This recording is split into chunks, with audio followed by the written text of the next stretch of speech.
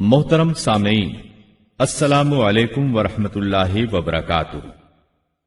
अब हम आपको सुनाते हैं सैयदना अय्यूब अलैहिस्सलाम का किस्सा। अय्यूब अलैहिस्सलाम अंबिया की जमात में से एक हस्ती हैं। अल्लाह ताला ने सब्र के मामले में बतौर खास इनका तस्करा फरमाया है, लोगों के लिए एक मिसाल और नमूना ठहराया है। आपका नसबनामा यूं है: अय्यूब बिन मौस बिन राज़ेह बिन ईस बिन इसहाक बिन इब्राहिम अलैहिस्सलाम। ये सैयदना इसहाक अलैहिस्सलाम की नस्ल में से हैं। इब्राहिम अलैहिस्सलाम के दो साहिबजादे थे, इस्माइल अलैहिस्सलाम और इसहाक अलैहिस्सलाम। इनके बाद सब के सब अंबियाए किराम इसहाक अलैहिस्सलाम की नस्ल से थे, सिवाय नबी करीम सल्लल्लाहु अलैहि वसल्लम के। आप अकेले सैयदना इस्माइल अलैहिस्सलाम की नस्ल से हैं। इसहाक अलैहिस्सलाम के बेटे हैं याकूब अलैहिस्सलाम। इन्हीं याकूब अलैहिस्सलाम को इसराइल भी कहा जाता है। इसी निस्बत से बनी इसराइल का मतलब है याकूब अलैहिस्सलाम की आल औलाद। याकूब अलैहिस्सलाम के 12 बेटे थे। इनके बेटों को असबात भी कहते हैं। इनका तस्करा कुरान में भी आता है।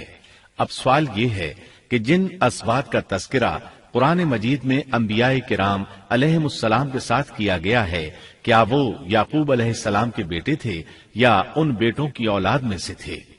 अक्सर उलमाए किराम ने ये इशारा दिया है कि असबात लफ्ज से जिन अंबियाए किराम अलैहिमुस्सलाम की तरफ इशारा किया गया है वो याकूब अलैहिस्सलाम के बेटे नहीं हैं, इसलिए कि उन्होंने तो यूसुफ अलैहिस्सलाम के कत्ल की कोशिश की थी, अपने वालिद से झूठ बोला था, ऐसे और भी गलत काम किए थे, तो इन हरकत के करने वाले अंबिया नहीं हो सकते। जबकि असबात से मुराद वो अंबियाए किराम होंगे जो इन बेटों की नस्ल से आए होंगे। बनी इसराइल के 12 कबीले थे और कबीले को सिब्त भी कहते हैं, इसलिए इन्हें असबात भी कहा जाता है, यानी बनी इसराइल इन कबीलों में तकसीम हो गए। इसी तरह सैयदना अय्यूब अलैहिस्सलाम सैयदना इसहाक अलैहिस्सलाम की औलाद में से हुए। सूरह अनाम आयत 84 में अल्लाह फरमाते हैं, और उसकी औलाद में से दाऊद और सुलेमान और अय्यूब और यूसुफ और मूसा और हारून। तो ये सब के सब सैयदना इब्राहिम अलैहिस्सलाम की नस्ल से थे। अय्यूब अलैहिस्सलाम भी अल्लाह ताला के नबी और रसूल थे। सूरत उन-निसा आयत 163 में अल्लाह ताला फरमाते हैं, यकीनन हमने आपकी तरफ उसी तरह वही की है जैसा कि नूह और उनके बाद वाले नबियों की तरफ की, और हमने वही की इब्राहिम और इस्माइल और इसहाक और याकूब और उनकी औलादों पर, और ईसा और अय्यूब और यूनुस और हारून और सुलेमान की तरफ, और हमने दाऊद को जबूर अता फरमाई। अल्लाह ताला ने इन सब अंबियाए किराम अलैहिमुस्सलाम की तरफ वही फरमाई, और अय्यूब अलैहिस्सलाम भी इन रसूलों में से एक हैं। अल्लाह ताला ने आपको आपकी कौम सूरान की तरफ मबूस फरमाया। ये कौम मुल्क शाम में रिहाइश पजीर थी। आप बहुत ज्यादा मालदार थे। अल्लाह ताला ने आपको बहुत ज्यादा नेमतों से नवाजा था। आपके पास बेशुमार मवेशी थे, लातादाद नौकर चाकर थे। अल्लाह ने आपको बहुत सी ज़रई जमीन भी अता फरमाई थी। आप ताजिर भी थे। तिजारत का सिलसिला दूर दूर तक फैला हुआ था। अल्लाह ताला ने आपको कसीर औलाद भी अता फरमाई थी। आपके यहाँ 7 बेटे और 7 बेटियां थीं। आप खुद भी सेहतमंद और ताकतवर थे। आपके असहाब की तादाद भी काफी थी। गोया अल्लाह ताला ने आपको गूनागून नेमतों से नवाजा था। आप रूए जमीन पर नेमतों से माला माल शख्स थे। अल्लाह ताला ने आपको आजमाना चाहा ताकि बाद में आने वाले लोगों के लिए आप सब्र की मिसाल बन जाएं। आखिर सब्र का मरहला शुरू हो गया। आपका सब मालो मता हलाक हो गया, यहां तक कि आप फकीर हो गए। आपकी जिंदगी ही में आपकी सारी औलाद अल्लाह को प्यारी हो गई। किसी का एक बेटा भी फौत हो जाए तो वो कितना गमगीन होता है, मुतासिर होता है। सैयदना याकूब अलैहिस्सलाम पर गम किस तरह तारी हुआ, यहां तक कि आपकी आंखों की बीनाई तक जाती रही। मारे गम के वो घुल गए थे, जबकि उनका कोई बेटा फौत नहीं हुआ था, और इधर 7 बेटे और 7 बेटियां फौत हो गए। यही नहीं, तमाम माल मवेशी हलाक हो गए। मामला इस पर भी खत्म नहीं हुआ, आप शदीद मरज में मुब्तला हो गए। बीमारी इस कदर शदीद थी कि आप चलने फिरने से माजूर हो गए, उठने की सकत न रह गई, यहां तक कि आपका गोश्त गिरने लगा। आपकी आजमाइश इंतहा को पहुंच गई। अब आपके साथी भी आपका साथ छोड़ने लगे। उन्हें खौफ महसूस हुआ कि कहीं उनकी बीमारी इन्हें भी न लग जाए, कहीं ये कोई ऐसी बीमारी न हो जो एक से दूसरे को लगती हो। इस तरह सिवाय दो के सब साथी आपका साथ छोड़ गए, कोई आपके करीब न आता था। जो दो साथी साथ छोड़कर नहीं गए थे वो भी जरा दूर खड़े होकर बात करते थे। आपकी खिदमत के लिए बस आपकी बीवी रह गईं। वो बहुत वफादार बीवी थी। ये ज़ौजा मोहतरमा आपकी खिदमत करती, आपको खिलाती पिलाती, आपको नहलाती। फिर नौबत यहां तक पहुंची कि सारा ही माल बिल्कुल खत्म हो गया। अब बीवी साहिबा ने उजरत पर लोगों के घरों में काम करना शुरू किया ताकि कुछ कमा कर लाएं और खामन पर खर्च कर सकें।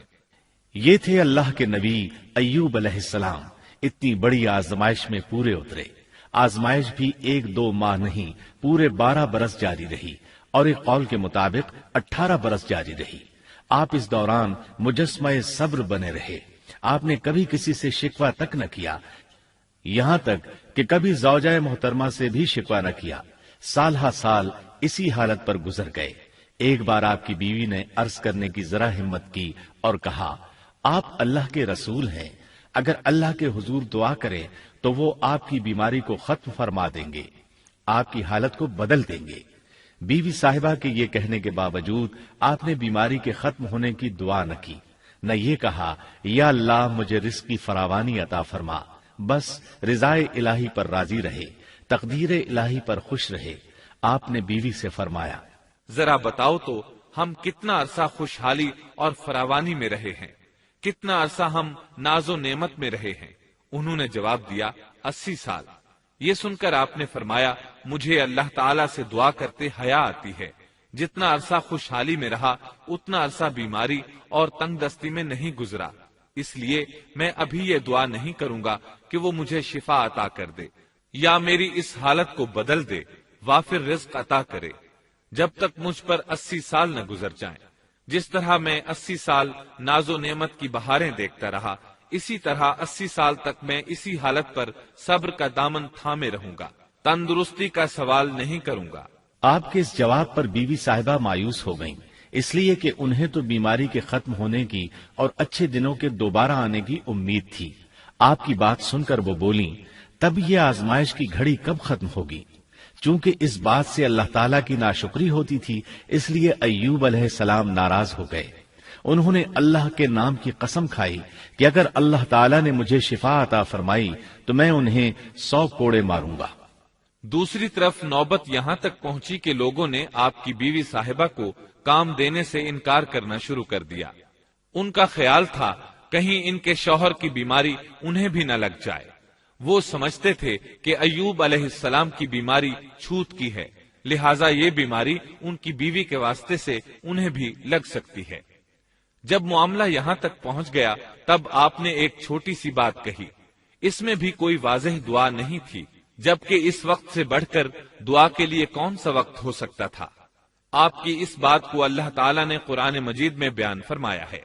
सूरह अंबिया आयत 83 में है, और अय्यूब की उस हालत को याद करो जबकि उसने अपने परवरदिगार को पुकारा कि मुझे ये बीमारी लग गई है और तू रहम करने वालों से ज्यादा रहम करने वाला है।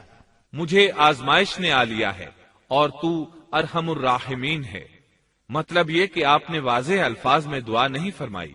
ये नहीं फरमाया इलाही मुझे तंदुरुस्ती अता फरमा, इलाही मुझे रिज़्क़ अता फरमा और मेरी हालत ऐसी ऐसी हो गई है, तू रहीम व करीम है, बल्कि यूं कहा व अंता अरहमुर राहिमीन। अर्ज किया, मेरी निस्बत मेरी हालत को तू ही बेहतर जानने वाला है। अल्लाह ताला ने दूसरी आयत में आपकी हालत को इस तरह बयान किया है। सूरह स्वाद आयत 41 में अल्लाह ताला फरमाते हैं, और हमारे बंदे अय्यूब का भी जिक्र कर, जबकि उसने अपने रब को पुकारा कि मुझे शैतान ने रंज और दुख पहुंचाया है।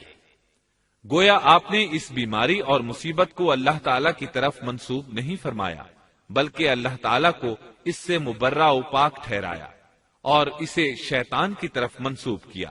یوں نہیں کہا اللہ تو نے مجھے مصیبت میں ڈال دیا، بلکہ اس کو غیر اللہ یعنی شیطان کی جانب منسوب کیا۔ حدیث میں بھی اسی طرح آتا ہے، والشر ليس إليك، برائی تیری طرف سے نہیں ہے۔ اللہ تعالیٰ نے آپ کی التجا کو اسی لمحے شرف قبولیت سے نوازا۔ کتنے ہی موقع ایسے آئے تھے کہ اس سے قبل بھی آپ دعا کر سکتے تھے اور وہ قبول ہو جاتی، لیکن آپ نے صبر کا دامن تھامے رکھا۔ اسی لیے مدتوں سے ضرب المثل چلی آ رہی ہے صبر ایوب۔ جب آپ نے اپنے پروردگار سے اس انداز میں دعا مانگی تو اللہ تعالیٰ نے ان سے آزمائش ختم کر دی۔ اللہ تعالیٰ سورہ صاد آیت 42 میں فرماتے ہیں، اپنا پاؤں مارو، یہ نہانے اور پینے کے لیے ٹھنڈا پانی ہے۔ جب انہوں نے پاؤں زمین پر مارا تو پانی کا چشمہ جاری ہو گیا۔ علماء کرام کہتے ہیں جب انہوں نے اس پانی سے غسل کیا تو جسم کے بیرونی حصے سے بیماری ختم ہو گئی، اور جو ہی پانی پیا جسم کے اندرونی حصے کی بیماری ختم ہو گئی، اور یہ اللہ عز و جل کا عظیم احسان ہے۔ پھر سے بالکل تندرست بن گئے، ان کی صحت و توانائی لوٹ آئی، ایسے صحت مند ہو گئے جیسے پہلے کبھی ہوا کرتے تھے۔ ان کی زوجہ محترمہ باہر سے گھر آئیں تو بالکل نہ پہچان سکیں۔ ان سے پوچھنے لگیں، کیا آپ نے اللہ کے نبی میرے خاوند یعنی مرض میں مبتلا شخص کو دیکھا ہے؟ اللہ کی قسم، جب میرے خاوند صحت مند تھے تو بالکل آپ جیسے تھے، میں نے آپ سے بڑھ کر ان سے ملتا جلتا آدمی آج تک نہیں دیکھا۔ اس پر ایوب علیہ السلام بولے، کیا تم نے مجھے پہچانا نہیں؟ انہوں نے حیران ہو کر پوچھا، آپ کون ہیں؟ تب وہ بولے، میں ایوب ہوں۔ وہ بولی، سبحان اللہ، اس کا مطلب ہے بیماری ختم ہو گئی، اللہ تعالیٰ کا احسان ہو گیا۔ اس کے بعد اللہ تعالیٰ نے انہیں اہل و عیال کی نعمتیں بھی لوٹا دی، ان کے مویشی بھی انہیں واپس مل گئے۔ سیدنا ابن عباس رضی اللہ عنہما فرماتے ہیں، اللہ تعالیٰ نے صرف انہیں ہی اپنے فضل و کرم سے نہیں نوازا بلکہ ان کے ساتھ ان کی اہلیہ کو بھی اپنے خاص فضل و کرم سے نوازا، اس لیے کہ انہوں نے بھی اس عظیم آزمائش میں صبر کیا تھا، عظیم صبر کا مظاہرہ کیا تھا۔ اللہ تعالیٰ نے ان کی جوانی کو بھی لوٹا دیا۔ ان سے سیدنا ایوب علیہ السلام کے ہاں 26 بیٹے بیٹیاں پیدا ہوئے۔ یہ روایت بھی ملتی ہے کہ 26 بیٹے ہی بیٹے تھے، بیٹیاں اس کے علاوہ تھیں۔ اللہ تعالیٰ سورہ انبیاء آیت 84 میں فرماتے ہیں، ہم نے اس کو اہل و عیال عطا فرمائے بلکہ ان کے ساتھ ویسے ہی اور اپنی خاص مہربانی سے، تاکہ سچے بندوں کے لیے سبب نصیحت ہو۔ مطلب یہ کہ ان کی جوانی واپس کر دی، مال و دولت لوٹا دیا، اور یہ چیزیں انہیں فوراً واپس کر دی تھیں۔ جسمانی صحت بھی واپس فرمائی اور دنیاوی دولت بھی واپس کر دی۔ امام بخاری، امام احمد اور دیگر محدثین نبی کریم صلی اللہ علیہ وسلم سے روایت بیان کرتے ہیں کہ نبی کریم صلی اللہ علیہ وسلم نے فرمایا، جب سیدنا ایوب علیہ السلام غسل فرما رہے تھے تو ان پر ٹڈیوں کی موسلا دھار بارش ہونے لگی۔ یہ ٹڈیاں کیا تھیں؟ وہ سونے کی ٹڈیاں تھیں۔ اللہ تعالیٰ ان کو غسل کے دوران ہی اتارنے لگے۔ ایوب علیہ السلام نے ان کو کپڑے میں جمع کرنا شروع کیا۔ اس پر اللہ تعالیٰ نے فرمایا، اے ایوب، کیا میں نے تجھے مالدار نہیں بنا دیا؟ اس نئے نازل ہونے والے مال سے بے پرواہ نہیں بنا دیا؟ ایوب علیہ السلام نے عرض کیا، جی ہاں میرے پروردگار، لیکن میں آپ کی رحمت اور برکت سے تو بے پرواہ نہیں ہو سکتا۔ ہاں اے رب، لیکن میں تیری برکت سے دور کیسے رہ سکتا ہوں؟ ان کا مال و دولت سب واپس مل گیا، اہل و عیال بھی مل گئے، صحت بھی پلٹ آئی۔ یہ سب اللہ کے خاص فضل و کرم سے تھا اور اس عظیم صبر کے صلے میں تھا جو انہوں نے کیا تھا۔ اللہ تعالیٰ نے ان کی اہلیہ محترمہ پر بھی نرمی فرمائی، جیسا کہ سورہ صاد آیت 44 میں فرماتے ہیں، اور اپنے ہاتھ میں تنکوں کی ایک جھاڑو پکڑو۔ بالکل باریک تنکوں کی ایک جھاڑو لو، اس میں 100 تنکے ہوں، ان کو اکٹھا کر لو۔